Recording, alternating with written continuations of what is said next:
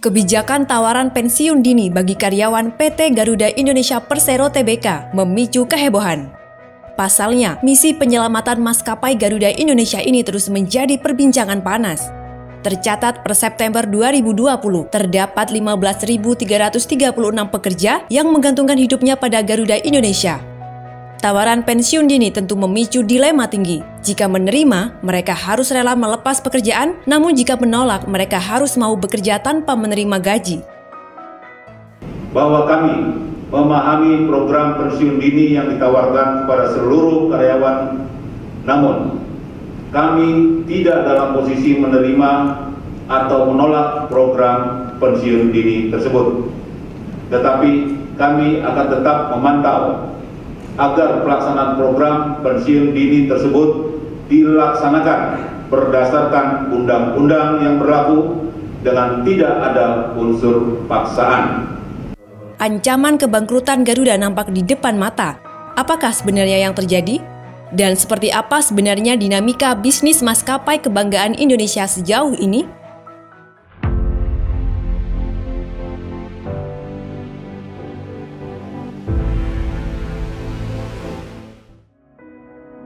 Dalam 3 bulan awal sejak ditetapkannya COVID-19 di Indonesia pada tahun 2020, penerbangan menjadi salah satu industri pertama yang terdampak. Pukulan yang diterima industri ini masuk dalam kategori berat, sebab penundaan penerbangan menjadi kebijakan jamak yang diambil pemerintah. Di akhir 2020, tercatat total 16.000 tiket penerbangan dibatalkan karena kebijakan larangan aktivitas. Maskapai penerbangan milik pemerintah ini harus menanggung kerugian senilai 15.034 triliun hingga triwulan ketiga 2020, asumsi kurs 14.280 per dolar. Pendapatan Garuda dari bisnis penerbangan tidak berjadwal hingga triwulan ketiga 2020 juga turun hingga 81,22%. Penurunan akibat tidak adanya pendapatan dari penerbangan haji tahun 2020. Total liabilitas pun mengalami kenaikan menjadi 10,36 miliar US dollar dibandingkan 3,73 miliar US dollar pada akhir Desember 2019.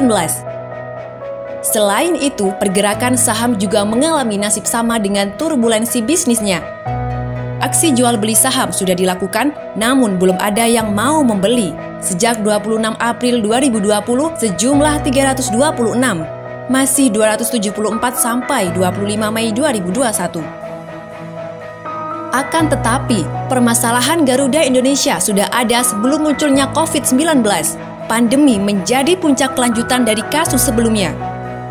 Sejak 2014, Garuda telah tercatat mengalami kerugian karena adanya tekanan faktor eksternal dan internal yang membuat kinerja melemah. Kondisi buruk terus memuncak dari laporan keuangannya di tahun 2018 yang membukukan kerugian bersih sebesar 2,98 triliun di sepanjang 2017. Kerugian sebagian besar disebabkan karena biaya bahan bakar aftur meningkat sebanyak 16,5% secara tahunan. Berikutnya, berlangsung pula kasus window dressing di tahun 2019. Kementerian Keuangan menemukan laporan keuangan Garuda yang tidak sesuai standar. Akibatnya, Otoritas Jasa Keuangan mengenakan sanksi kepada jajaran direksi dan komisaris Garuda Indonesia senilai 100 juta. Selain itu, sanksi juga diterima dari Bursa Efek Indonesia senilai 250 juta. Pengadaan fasilitas pesawat yang tidak optimal juga berdampak pada keuangan Garuda. Maskapai ini akhirnya berani mengambil keputusan untuk mengembalikan 12 dari 18 armada pesawat bombardir tipe CRJ-1000 ke perusahaan leasing Nordic Aviation Capital. Sementara 6 lainnya masih dalam proses negosiasi dengan Export Development Canada. Langkah ini menjadi tepat daripada Garuda harus menanggung rugi senilai 420 miliar kurs 14.000 selama 7 tahun ketika mengoperasikan pesawat jenis tersebut. Kerugian berasal dari penggunaan fasilitas pesawat yang tidak optimal karena karakteristik pesawat yang tidak sesuai dengan kebutuhan angkutan di Indonesia. Pengembalian pesawat ini juga didasarkan karena adanya isu mengenai suap di balik pengadaan pesawat yang dilakukan saat Garuda berada di bawah kepemimpinan Emir Syahsatar yang kini dipenjara. Penyelidikan isu tersebut dari San Francisco International Airport secara resmi dilakukan sejak 5 November 2020 setelah Satar menjalani vonis penjara 8 tahun di tingkat banding akibat kasus suap sebelumnya mengenai pemberian produsen mesin pesawat Rolls-Royce. Untuk menyelamatkan Garuda, pemerintah Indonesia memberikan bantuan melalui Program Penyelamatan Ekonomi Nasional mencapai 8,5 triliun.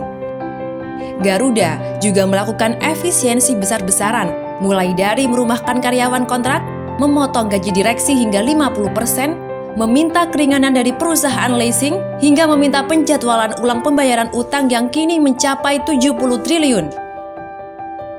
Pengurangan dan tawaran pensiun dini pada karyawan terpaksa dilakukan sejalan dengan pemangkasan jumlah pesawat hingga 50% menjadi hanya sekitar 70 armada. Strategi pemulihan kinerja juga dilakukan secara menyeluruh pada berbagai lini bisnis.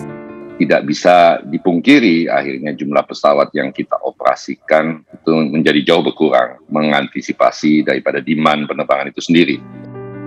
Hingga kini, Kementerian Badan Usaha milik negara mewakili pemerintah sebagai pemegang saham juga telah memaparkan 4 opsi penyelamatan untuk Garuda, mulai dari pemberian pinjaman, restrukturisasi utang, restrukturisasi sembari mendirikan maskapai baru, hingga likuidasi.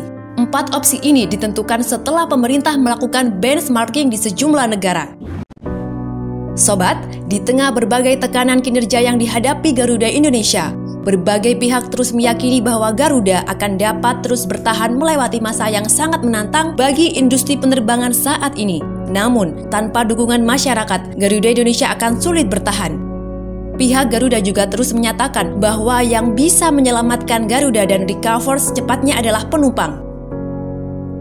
Untuk itu, Garuda Indonesia sebisa mungkin terus berupaya memberikan layanan dan fasilitas yang terbaik bagi penumpang yang ingin melakukan perjalanan di masa pandemi.